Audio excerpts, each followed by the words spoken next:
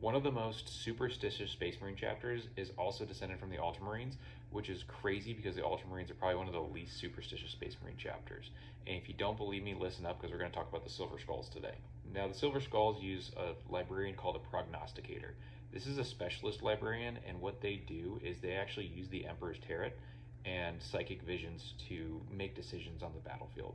Now, these visions will help them make decisions on things that normally a Space Marine would just rely on the Codex Astartes for, or making major campaign decisions. And again, this is very different from an Ultramarines chapter just because usually they just rely on the Codex Astartes. Now, the Silver Skulls will make these decisions based on the prognosticator's visions, and they'll actually sometimes not fight a battle, they'll not go on campaign, or they'll go on a specific campaign because the prognosticators have decided it.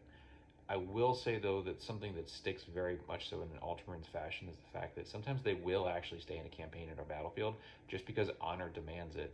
And so you're going to run into a situation where, a chapter captain or lieutenant will kind of go up against the prognosticators just because they're going against the visions that they believe the Emperor has given them. Now, the homeworld of this chapter is called Varsavia, and their chapter master is somebody named Lord Commander Argentius. Now, Lord Commander Argentius is more of a name and title rolled into one, because every time a chapter master dies, the new chapter master will take on the name of Argentius. And to tell you how old this chapter is, it's a second founding chapter, which means that they pretty much were right after the Great Crusade and the Horus Heresy. And they've been going strong ever since. I will say, even other Space Marines who are kind of superstitious think that these guys are a little odd because they go to the extreme on their superstition. Now, let me know what you liked about the Silver Skulls. Is it something that you liked with the prognosticators? Did you like the fact that they still really care about their honor?